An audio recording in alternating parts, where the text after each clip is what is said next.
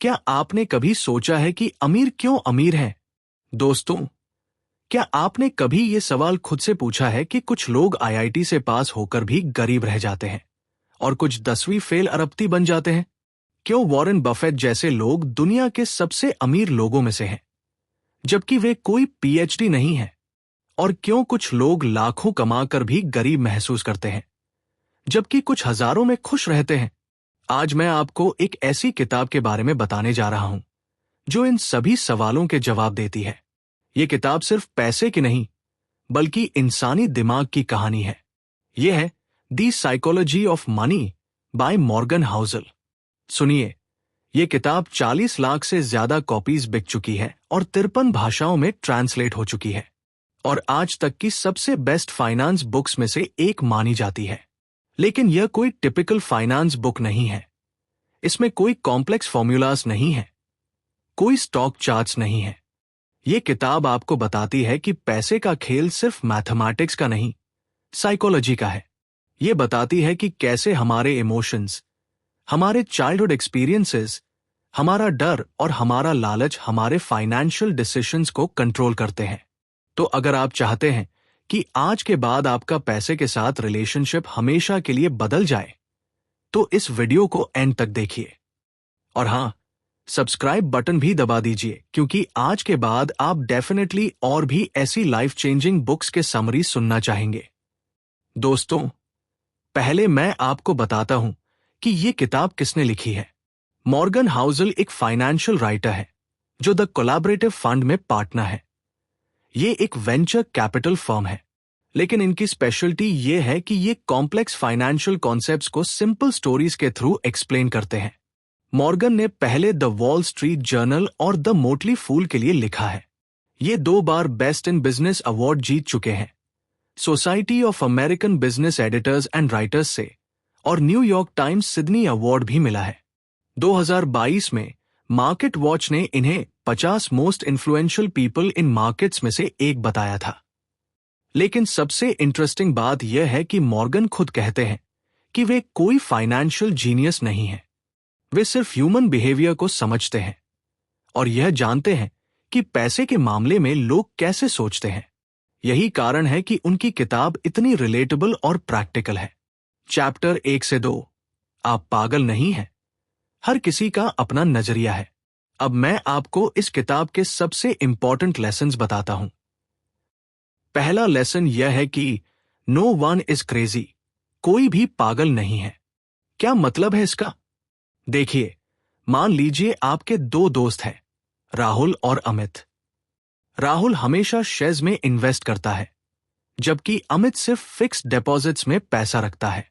आप सोचेंगे कि अमित कंजर्वेटिव है या डरपोक है, लेकिन सच यह है कि अमित का बचपन 2008 के फाइनेंशियल क्राइसिस के दौरान बीता था। उसने देखा था कि कैसे उसके पिता का सारा पैसा शेयर्स में डूब गया था। राहुल का बचपन बुल मार्केट के दौरान बीता था, जब शेयर्स सिर्फ ऊपर ही जा रहे थे। तो यहां कौन गलत है? कोई नहीं। दोनों अपने एक्सपीरियंसेस के हिसाब से सही हैं। यही है मॉर्गन का पहला बड़ा point. Your personal experiences makeup may be 0.0000001% of what's happened in the world, but may be 80% of how you think the world works. एक रियल एग्जाम्पल देता हूं।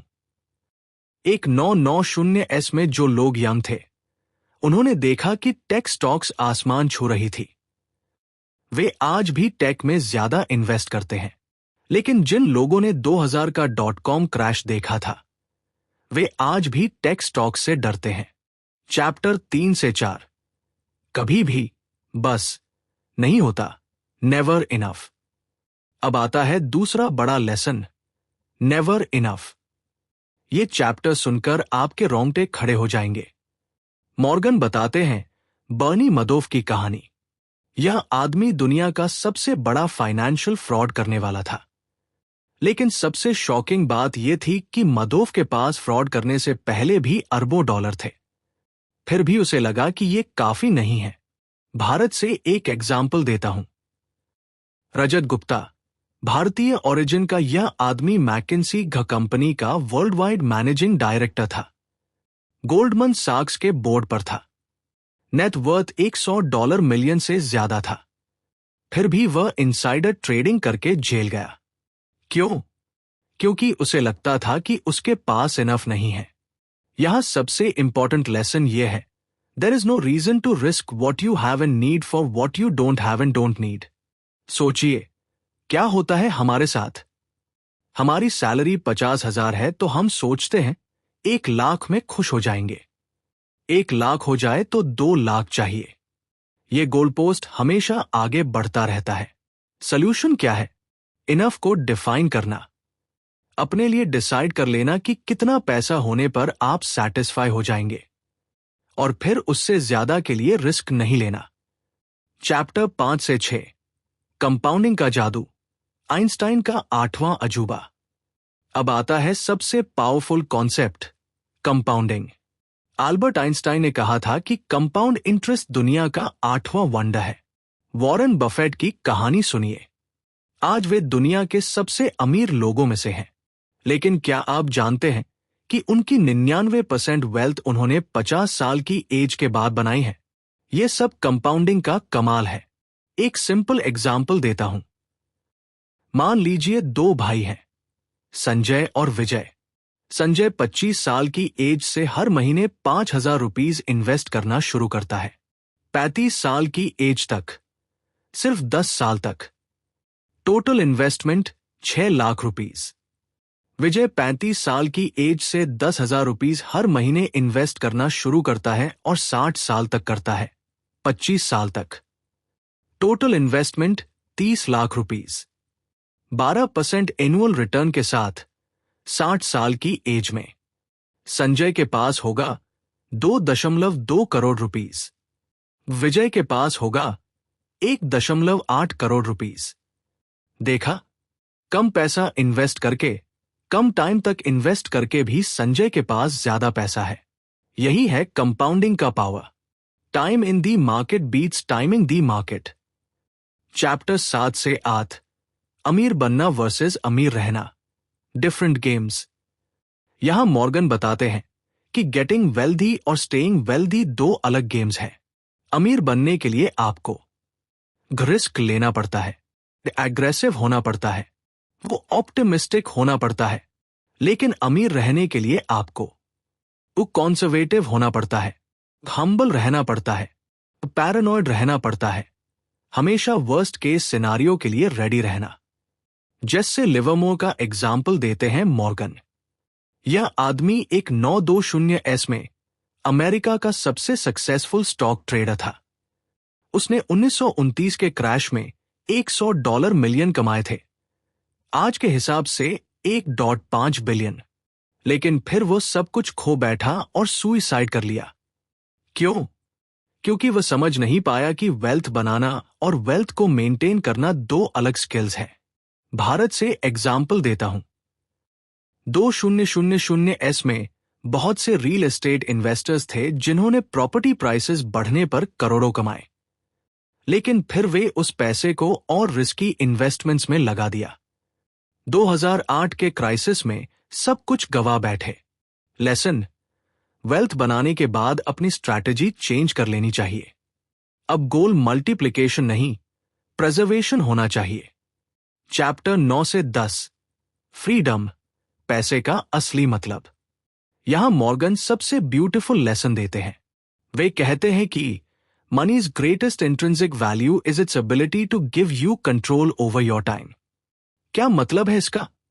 देखिए, आप फैंसी कार खरीदते हैं तो लोग कार को देखते हैं, आपको नहीं। आप एक्सपेंसिव वॉच पहनते हैं तो लोग वॉच की तारीफ करते हैं।